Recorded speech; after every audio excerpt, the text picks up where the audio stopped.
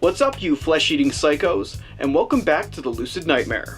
I'm your host as always, Jay Schatzer, and today I have a delectable little grindhouse classic. It is Antonio Margheriti's 1980, just off-the-rails crazy flick. It is Cannibal Apocalypse, and guys, this is one hell of an Italian horror flick. Let's just dive into the madness. Here is Cannibal Apocalypse. Cannibal Apocalypse is a wonderfully demented Italian-Spanish production, which seems to relish in its flesh-eating madness and over-the-top cannibalistic premise.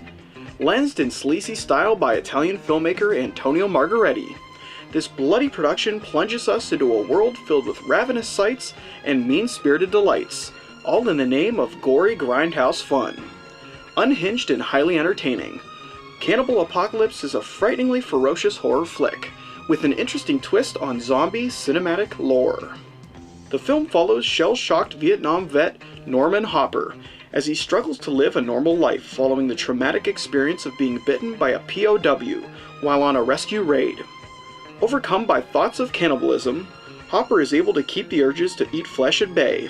That is until a former squad member named Charlie Bukowski is released from a mental ward and goes on a killing spree, which entangles both himself and Hopper in a city-wide flesh-eating massacre, infecting all that they encounter with a feral virus, which transforms everyday citizens into cannibalistic fiends. John Saxon takes on the role of Vietnam Sergeant Norman Hopper, a sensible man who is now starving for fresh flesh to munch on. Initially heroic and morally grounded, Saxon does a tremendous job as the protagonist of the film. The most interesting part about his character, though, is the fact that he turns full cannibal at the midpoint of the film, which flips the movie for a loop when he begins leading a squad of cannibals to wreak havoc across the urban landscape. It's outrageously strange, yet Saxon keeps everything feeling honest and genuine, almost forcing you to sympathize with his predicament, and the real-life displacement that Vietnam vets felt when returning back to civilization. Of course, John Saxon isn't the only one getting in on the flesh-eating fun, for the film is filled with equally enthralling characters and wild personalities.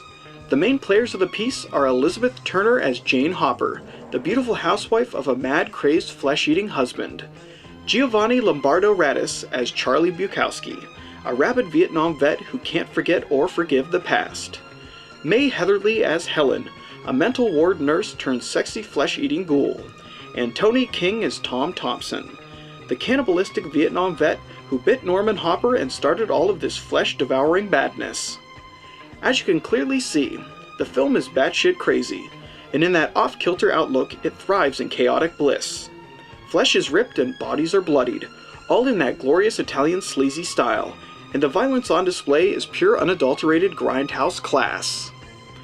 The unorthodox approach of telling this unique zombie tale is one of the film's most impressive assets, and director Antonio Margheriti just thrills in blending the horrific sights of the Vietnam War with the grungy premise of cannibalistic frights. It's an interesting combination, and one that works wonders in allocating the dire atmosphere of the war and the effects it had on the culture itself. Deliciously violent and wholly bloody, Cannibal Apocalypse is a commendable video nasty. It's extremely demented, perfectly atmospheric, and entirely mean-spirited. And what more can you ask for in an Italian horror flick? When it's all said and done, Cannibal Apocalypse is a rabid gore-tastic blast. And there you have it, you fine young cannibals.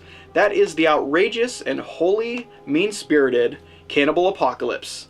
Just a great Italian sleaze flick, and one that really, you don't know what the hell's gonna happen next.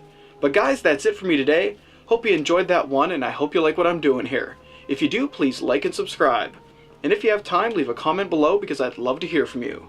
But until then, I will see you at the next movie review. Take care.